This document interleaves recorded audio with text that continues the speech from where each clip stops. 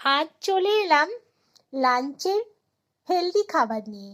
আর healthy খাবারের মধ্যে আমি দেখো ভাত বসিয়েছিলাম। ভাতের মধ্যে উচ্ছে, আলু, কুমড়ো, ডিম, গাজর, শিম সব সেদ্ধ দিয়েছিলাম।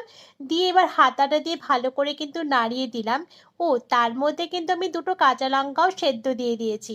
কেননা ভাতেটা যখন মাখবো এই কাঁচা লঙ্কাটা দিয়ে মাখবো। দুটো বেগুন ভাজাকে হলুদ আর নুন মাখিয়ে দিয়ে কড়াইতে ভাজতে বসিয়ে দিলাম। দেখো বেগুন ভাজা রেডি হয়ে গেল। আর এই বেগুন ভাজা হেলদির মধ্যে একটু আনহেলদি হয়ে গেছে।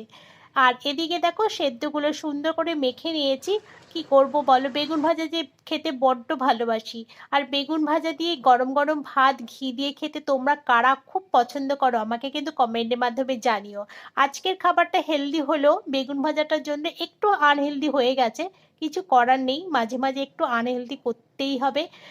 যাই হোক, বেগুন ভাজা তোমরা কে কে পছন্দ করো আমাকে কিন্তু জানিও। চলো তাহলে আমি আজকে হেলদি খাবারটা খেয়ে নিই, ফিরছি পরে একটা মিনি ব্লগ নিয়ে। টাটা।